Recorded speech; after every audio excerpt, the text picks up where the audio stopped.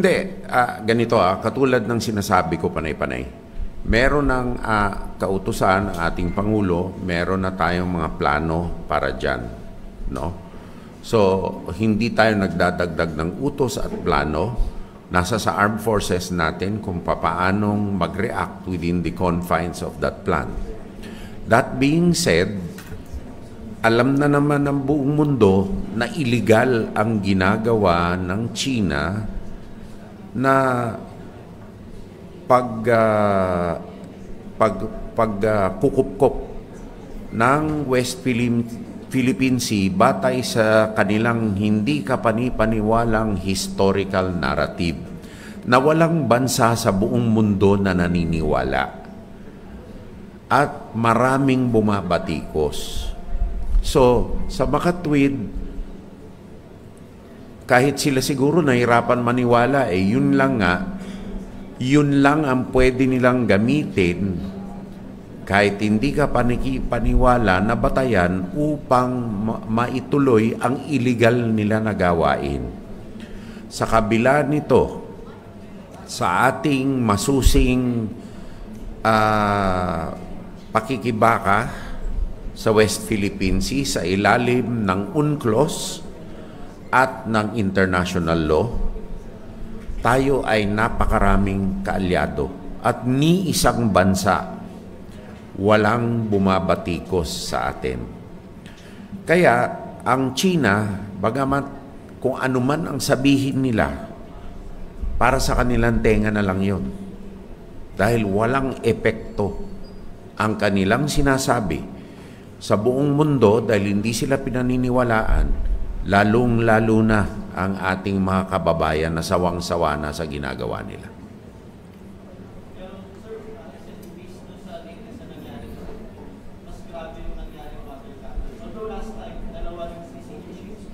Alam mo, wag dati ng usapan bilang bansa ang taktikal na nangyayari. Kasama yan. Pagka may mga operasyon na ganito, kasama yan sa kalkulasyon. Meron tayong plano para dyan. May kautusan na ang Pangulo. Ngayon, ang ating mga operatibo sa Armed Forces at Coast Guard, pinapatupad ito. At kung anuman ang nangyari, meron silang contingency plans para dito batay sa general plan na binigay. Ngayon, ang dapat natin hindi kalimutan at isapuso bilang Pilipino, huwag tayong magpapadala sa propaganda ng ibang bansa. Dahil ang nakasalalay dito ang kinabukasan at integridad ng bansang Pilipinas sa ilalim ng archipelagic doctrine, no, na ipinaglaban natin. At sana makumbinsi natin ang mga kababayan natin na iba ang pananaw na wala ng epekto sa taong bayan ang kanilang pagsusuporta sa posisyon ng China. 90% mahigit ng ating mga kababayan ay naniniwala sa ating panindigan.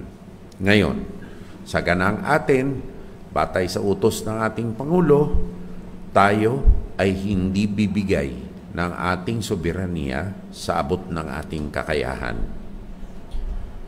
So, ito na lang po ang masasabi ko.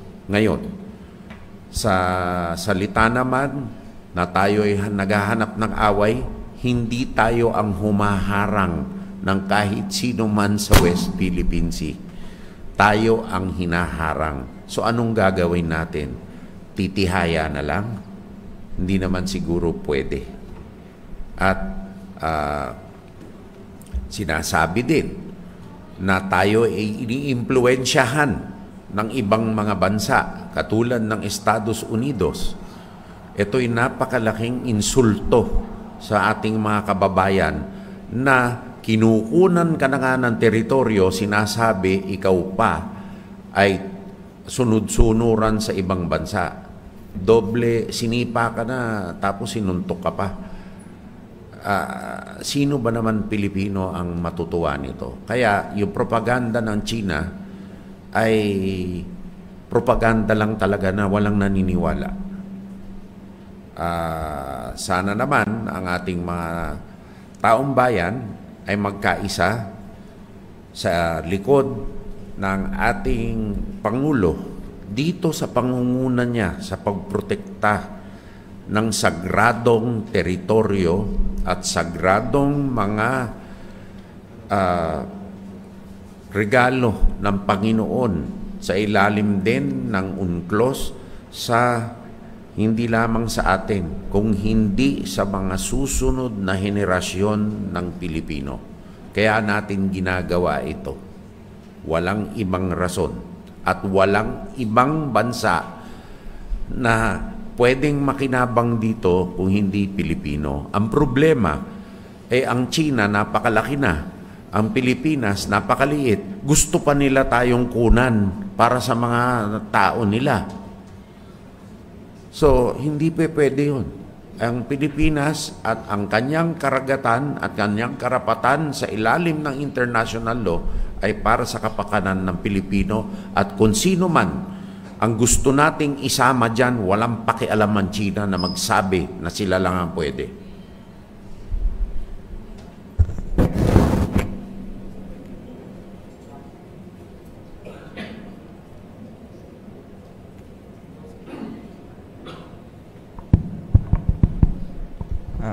Sec, one question lang.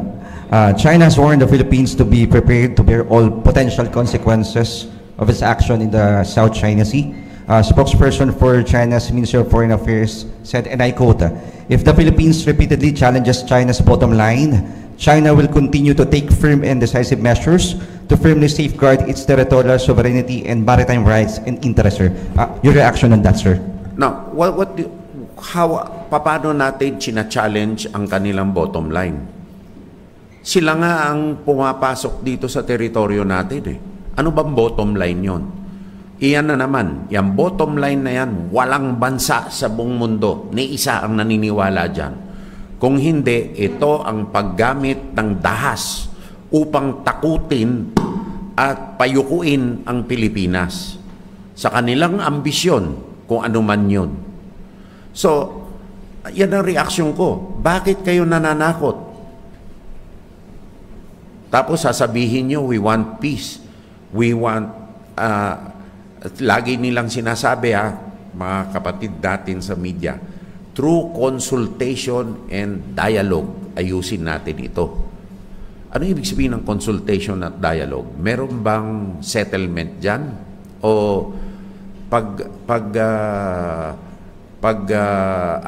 pag-aareglo ng tactical situations?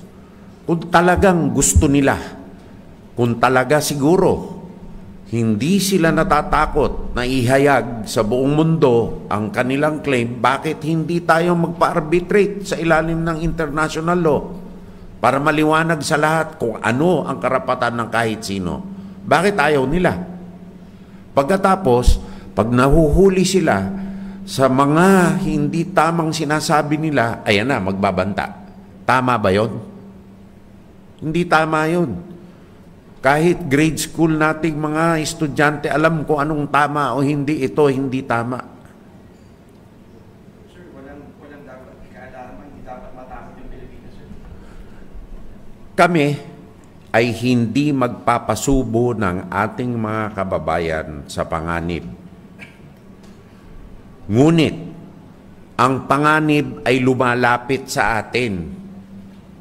So, anong gagawin natin? Hindi naman tayo nambubuyo dito eh. Ano bang pagbubuyo ang ginawa natin? Kung ginawa natin ito within their 200 nautical mile exclusive economic zone sa may Hainan Island, yun ang provokasyon. Dito nila ginagawa eh. So, anong gagawin natin bilang Pilipino?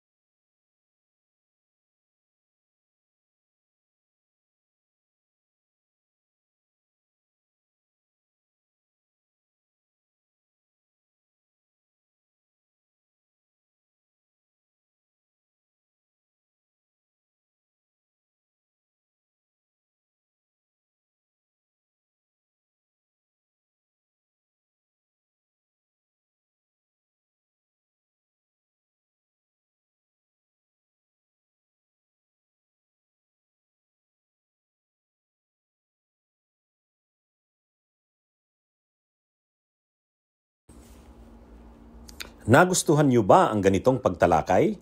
Mag-follow sa Informador FB page at mag-subscribe sa Informador YouTube channel.